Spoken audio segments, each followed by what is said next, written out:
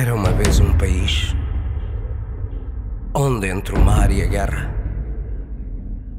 vivia o mais infeliz dos povos à beira-terra, onde entre vinhas, sobredos, vales, socalcos, searas, serras, atalhos, veredas, lesírias e praias claras, um povo se debruçava como um vinho de tristeza sobre um rio onde mirava a sua própria pobreza. Ora, boa tarde.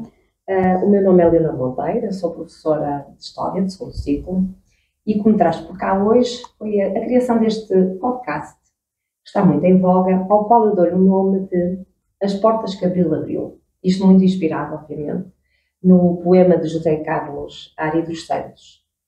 A caminho dos 50 anos, do 25 de Abril, pretendo então, com este podcast, recordar um Portugal sem liberdade e refletir sobre um Portugal presente e futuro. E para isso eu trago aqui alguns factos que remontam às minhas convidadas e que diz respeito a elas.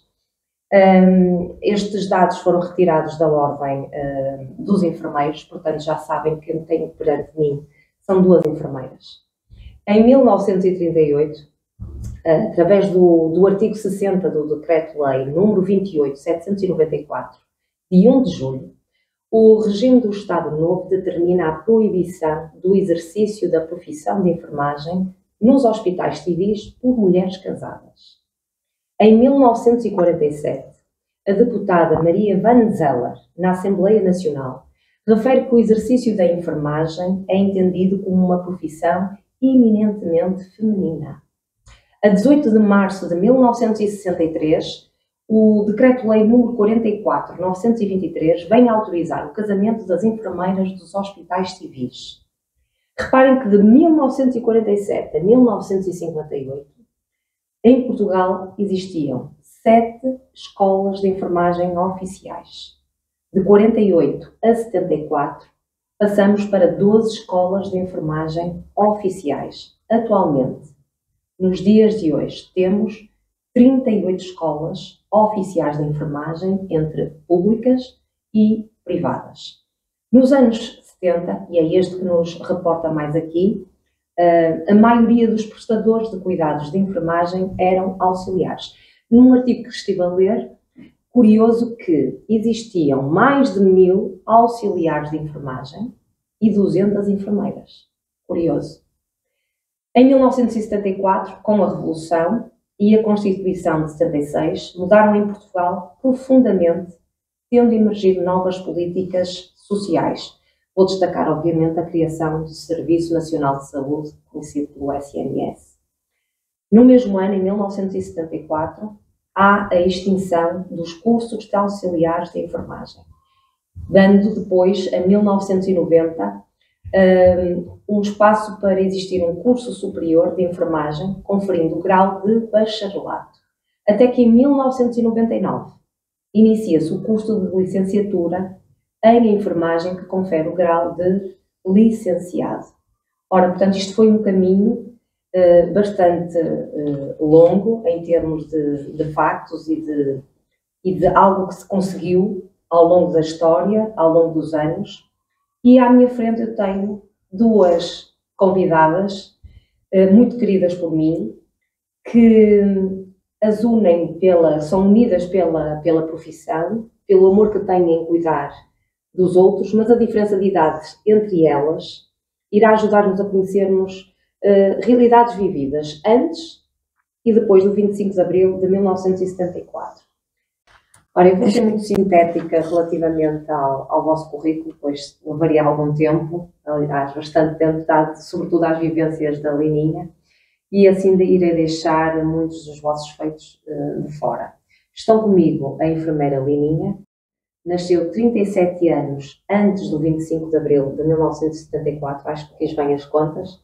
Agora aposentada, foi enfermeira desde os seus 23 anos. Conhecida em Vizela como a enfermeira parteira Lininha, é uma mulher muito reconhecida, sobretudo pelo seu altruísmo, dedicação e pelo seu sorriso contagiante. eu acho que é a marca que realmente levo da Lininha, é o sorriso contagiante. Entretanto, a enfermeira Cláudia, que nasceu 16 anos depois do 25 de abril de 74, é enfermeira desde os seus 26, aqui quase que coincidia, e é uma jovem enfermeira muito querida no seu local de trabalho, e não só. Portanto, fez o percurso do primeiro ciclo, não é? A primária, sim, digamos assim. Sim. Entretanto, depois interrompeu. Como é que foi depois o salto até ao sonho de ser enfermeira? Estive a trabalhar. Como auxiliar? Não, noutra área. Estive a trabalhar noutra área, não é? Para ajudar o sustento da família. E depois a minha vontade era ser enfermeira. Desde sempre? Desde sempre. Mesmo quando ia fazer as vacinas, naquela altura, e portanto consegui. Mas, por exemplo, na escola primária, era professora ou professor? Quem me dava era professora. Professora. E pensava haver um professor? Era professora muito má. Muito má. Bateu muito. Bateu muito. E as colegas da turma eram só meninas ou também eram mistas? Só meninas. Só meninas. Havia, nessa altura, as escolas não eram mistas. Eram umas de meninas e outras de... Recorda-se como é que era a sala de aula? A sala de aulas era uma sala normal. Não era assim muito grande. Eram daquelas que ainda tinham os tinteiros com a tinta. Em madeira, não é? Sim. Tinha um quadro, tinham os mapas, as réguas, as palmatórias, a cana. E portanto... O papel de professora na altura, como é que era visto? Uma pessoa de autoridade? Sim, autoridade e que metia um certo, não era respeito, era medo.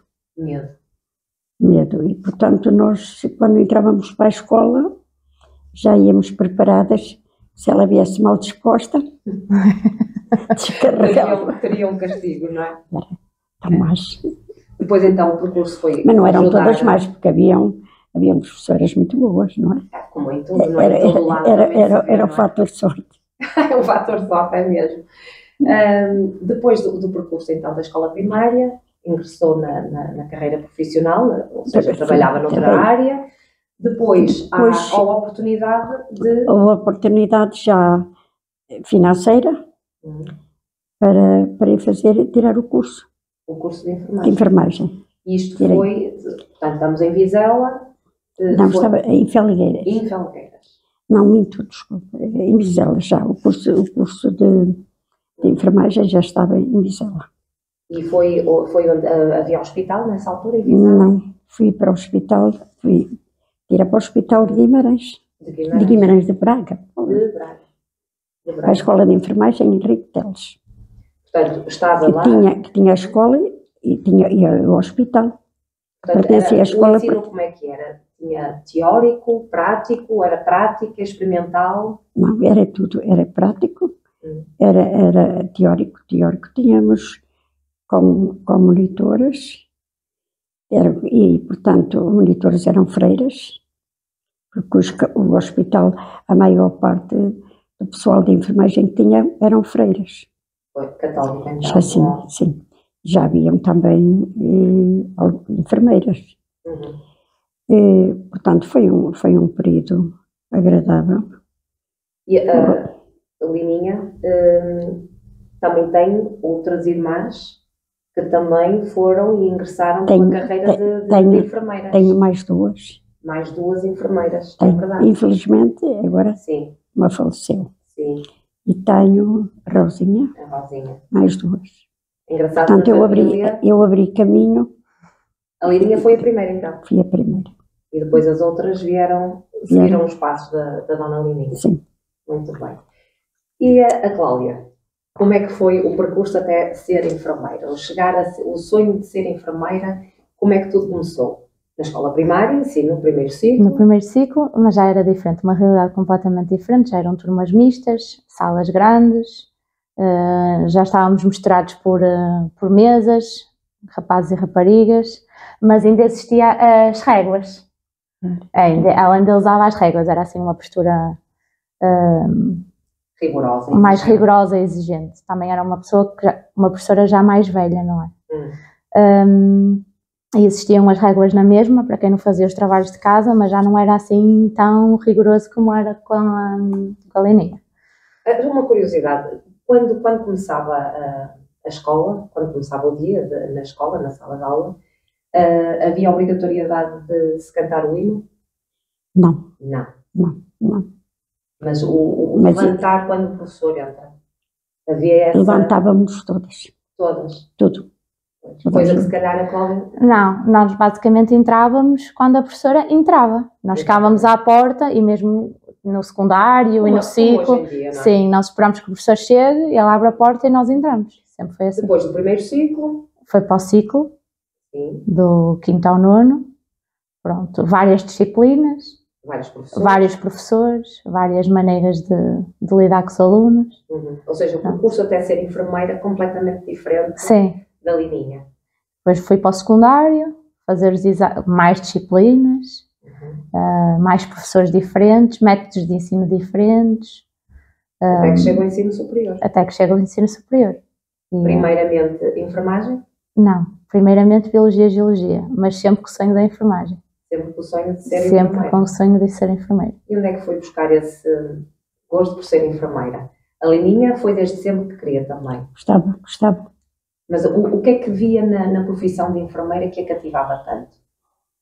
O doente em si, as pessoas que necessitavam e era o gosto. O gosto por servir o outro. O gosto por servir o outro. E a mulher nessa altura era bem vista? Não era reprimida? Eu estou a falar mais na relação enfermeiras-médicos. No hospital, sentia que havia um recriminar das enfermeiras ou o médico era mais bem visto? Não, eu acho que havia mais amizade. Mais amizade entre os profissionais? E colaboração.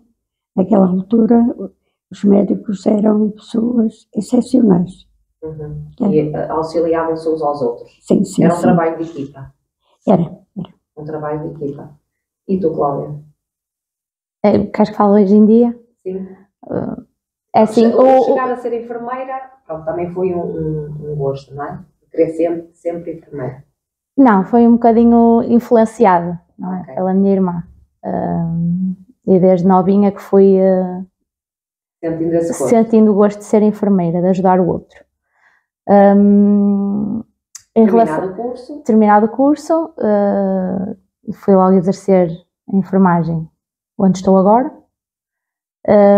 Noto que o trabalho do médico só consegue ser bem feito com o nosso apoio, do enfermeiro, mas noto que não é tão valorizado como se calhar era valorizado na altura da Dona Lininha. A enfermagem, digamos assim. Já são profissões que necessitam de entreajuda, mas que não se apoiam tanto. Ok, então aqui há uma diferença. No período, na altura da Lininha, enquanto enfermeira, havia um trabalho de equipa, de apoio entre médicos e enfermeiras. Sim. Na altura tinha colegas homens, enfermeiros? Estive no São João. Mas recorda-se mais ou menos em que altura se foi depois do mais ou menos foi em 62, mais ou menos, que abriu o serviço de urologia. Pois. Com homens. Ok. E sempre que era necessário fazer uma avaliação a um homem, nunca ia à enfermeira. Chamava-se, era requisitado o enfermeiro do serviço de urologia. Então, nessa altura, a enfermeira tratava sobretudo das pacientes mulheres? Não, e de homens também. Sim, mas quando havia esses trabalhos mais minuciosos, relativamente à intimidade, às partes íntimas do... Era o enfermeiro. O enfermeiro. Era requisitado e ele vinha. E hoje em dia, como é? Hoje em dia, tanto são tratados por homens como por mulheres. Até acho que os utentes do sexo feminino sentem-se mais constrangidos a ser tratados por enfermeiros do sexo masculino. Muitas deles, quando chegam, quando é a altura de iniciar os cuidados de higiene, perguntam sempre se não existe uma mulher. algumas das pessoas, que são mais velhas, têm outras mentalidades, viveram outras vivências e que não querem ser tratados por pessoas do sexo masculino. Muito bem. Na altura do 25 de Abril, como tinha já referido, os ideais de Salazar eram sem dúvida estes três: Deus, pátria e família. A mulher era vista como aquela que tinha que ficar em casa, cuidar dos filhos, o que não aconteceu com a Lininha. A Lininha foi a exceção à regra, como muitas outras mulheres, que naquele período tinham os horários, ser enfermeira tem que ter uns horários flexíveis. Sim. Não é? Portanto, não foi uma mulher que fugiu um bocadinho à regra do que aquilo era no período do Estado Novo de Salazar. Quando comecei a trabalhar, porque eu acabei o curso na Escola de Enfermagem e depois fui logo para o São João, fui em 60. Creio que foi em 3 de março, 60. E a partir daí eu fui para um serviço fui para a medicina interna. Íamos ainda fazer o estágio, que eram 6 meses. E, portanto, tínhamos de ir para diversos serviços.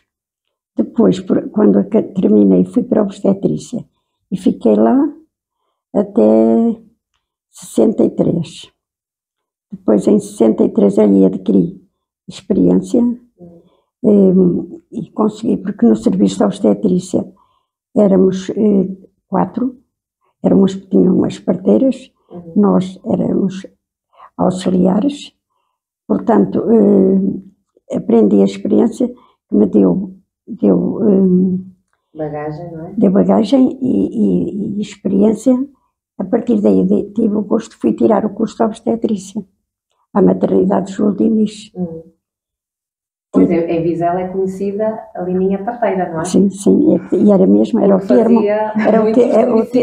o termo, enfermeira parteira. Exatamente. E, portanto, a partir daí fiz o curso e depois, como havia uma vaga no centro de saúde, em Vizela, porque a parteira que estava lá, a enfermeira, estava doente. Portanto, consegui e fiquei lá efetiva. E depois foram vários os domicílios que fez enquanto parteira. Então,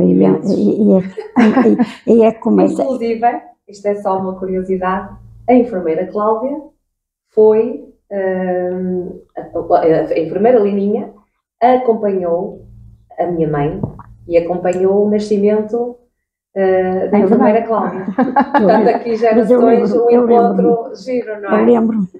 Um encontro giro. Eu também me lembro que a diferença que fazemos de idade e não é só isso, como conhecia, lembro-me da mãe. Pois. Portanto, a mãe. Lá está. Isto é muito bonito, não é? Porque...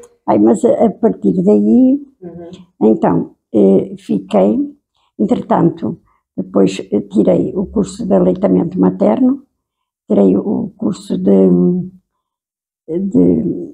planeamento familiar, depois já fazia planeamento familiar no centro de saúde, mas em 65 comecei a fazer os partos ao domicílio.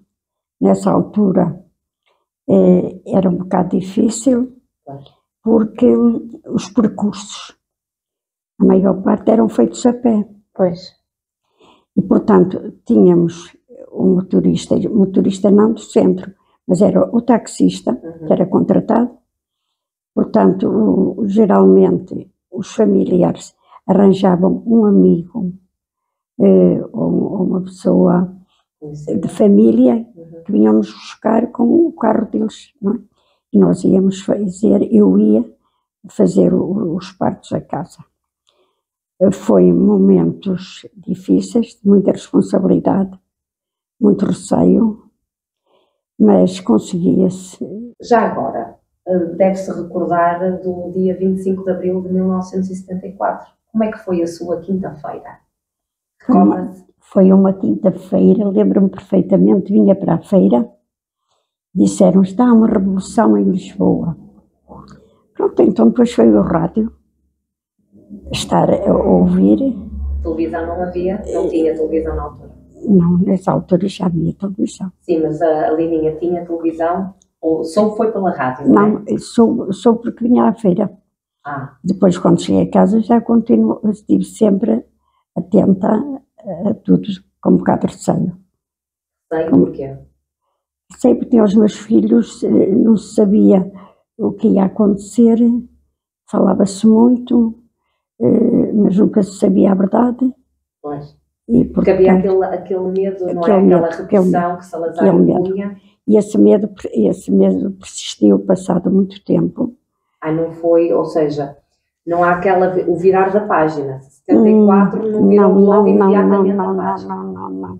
Depois havíamos ameaças, era o PREC, haviam vários, Partido Comunista, e era o EDP. Agora já não me lembro bem, mas um certo medo porque eles ameaçavam que vinham tomar conta das casas, portanto havia um certo... Mesmo depois da Revolução? Sim, depois da Revolução. E antes da Revolução, recorda-se de algum momento em que tenha vivido, tenha tido aquela necessidade de obrigação de ter ou que ir a Lisboa ou fazer parte de alguma manifestação ou de alguma propaganda? Eu fui a Lisboa quando estava no curso de enfermagem em Braga.